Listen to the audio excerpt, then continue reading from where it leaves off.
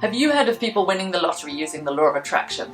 So I helped 3 of my clients win the lottery using the law of attraction, and by the end of this video you'll know exactly how I help them do that. Hey, I'm Jenny Del Reeve, and for the best law of attraction and manifesting advice, subscribe to my channel and hit that bell to be notified when I post a new video every single Thursday. So I'm a life coach, a health coach and a law of attraction mentor, and I've been helping clients for over 15 years increase their financial abundance.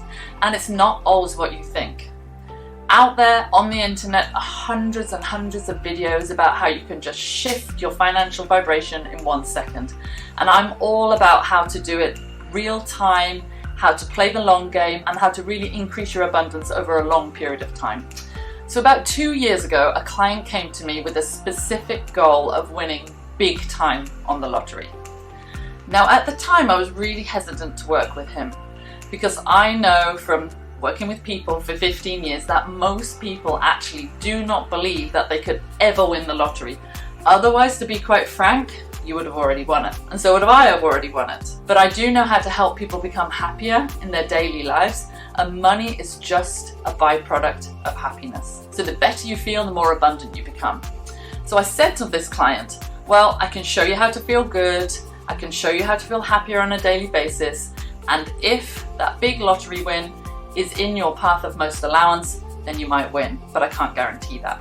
So here's what I did with my client. So the first thing I had to do with this new client was help him break down his negative money blocks. And he had 2 really significant ones. And the first one was that you have to work really, really, really hard to make lots and lots of money or win the lottery. And the second one was that wealthy people are arrogant, selfish, distasteful, basically not nice people. To attract money and abundance into your life, you have to be in the vibration of contentment and ease around money. So if you look at the screen right now, you'll see an emotional scale adapted with thanks from Esther Hicks. The vibration of money hangs around contentment and ease. So you have to feel relaxed about money. You have to feel easy about it. You have to know that it flows in and out. And with these 2 big beliefs he had going on, number 1, that you have to work like crazy, which means you sacrifice all of your family life, your relationships, which is what had happened to him in business, then you can't allow the money in when you're in that vibe and that flow around money. Other thing, as I explained, was that he thought wealthy people were rude and arrogant and distasteful. Again, that will not allow the money in. Now, you might have a question in your mind right now, which is, I know I've got all of these money blocks going on. I'm worried about money all the time. Yes, I have issues around wealthy people.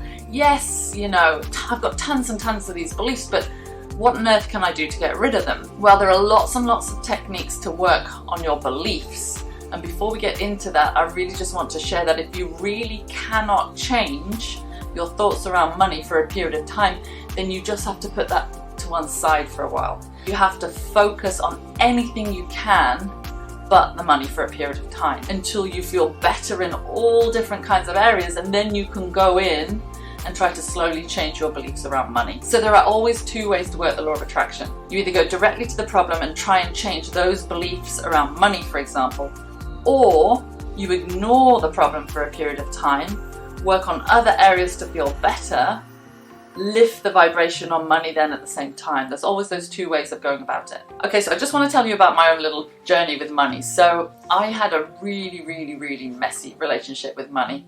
I've been bankrupt twice, and I really believe that I didn't have a problem bringing money in, but I believe that it was always going out. I would say all the time, I can bring it in crazy, easily, but it always goes out. There's always more bills or more responsibilities or more this and that, and I can never hold on to it. I can't save, I'm terrible at saving. And I had a lot of guilt about not having huge amounts of savings. Now we can all go back to our families because our families had certain beliefs around money.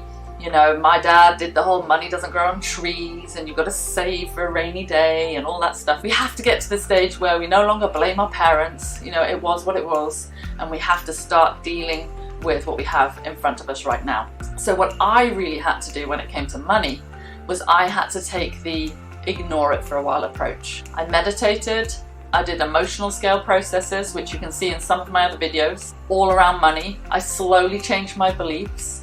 but I just put the topic of money to one side. I didn't try to work on it really hard and win the lottery, for example. And over time, my spread of money became better.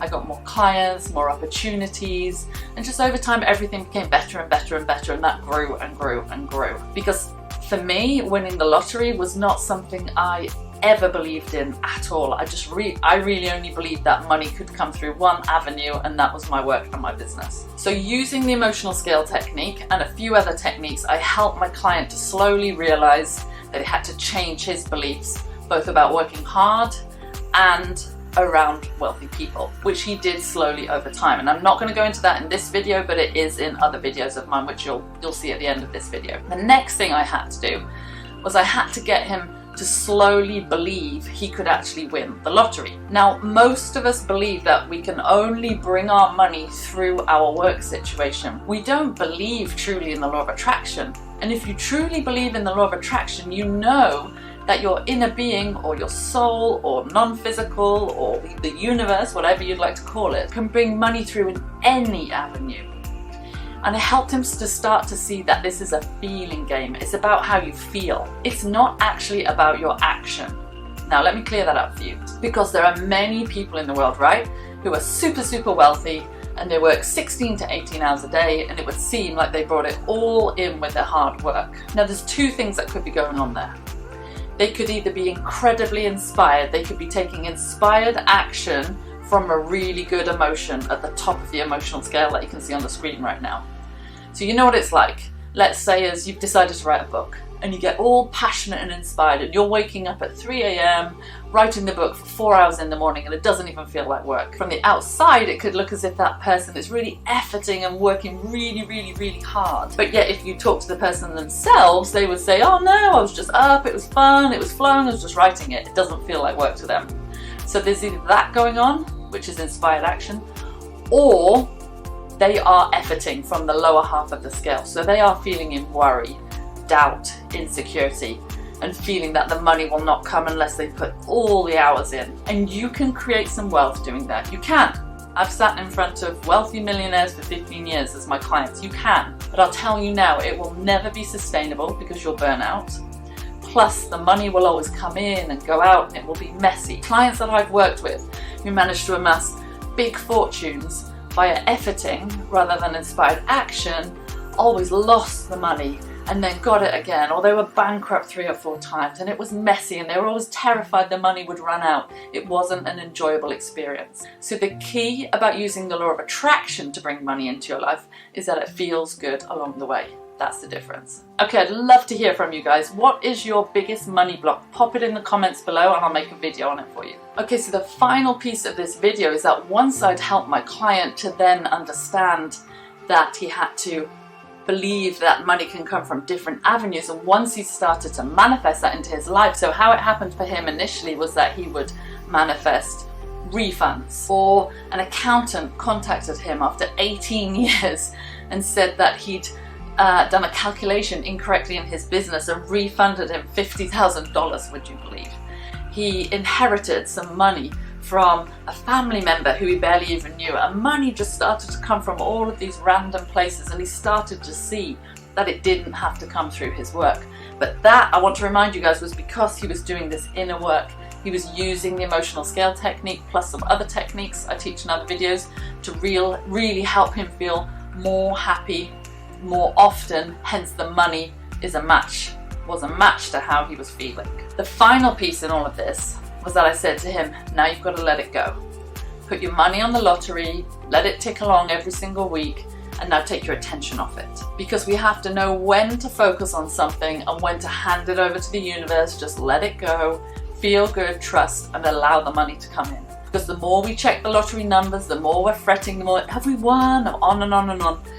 Hopefully you can see that we're actually in the vibration of lack. We're in the vibration or the feeling of not having the money, and that can't bring the money in. So this client of mine got so happy that he actually forgot all about the lottery, to be honest.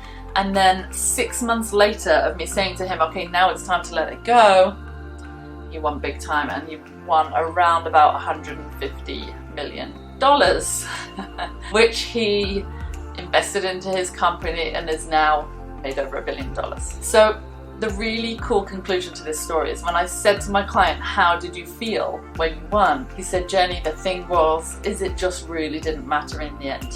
You'd helped me to be happy. I'd rekindled all of my lost relationships. I'd got my health back on track. I was feeling really, really good. My business still wasn't great, but I had lots of ideas. I'd got new employees in. So once that money came in, it was just kind of like the logical next step, to be honest with you. And he did say that it could have come in any form for him. It didn't have to be the lottery. So the conclusion is raise your vibration, get happy without the money. That's the key. Get happy without the money, and the money will come to you. So I loved hanging out with you guys today. As I said, I had huge financial challenges in my own life, and I really want everybody to have a much better relationship with money.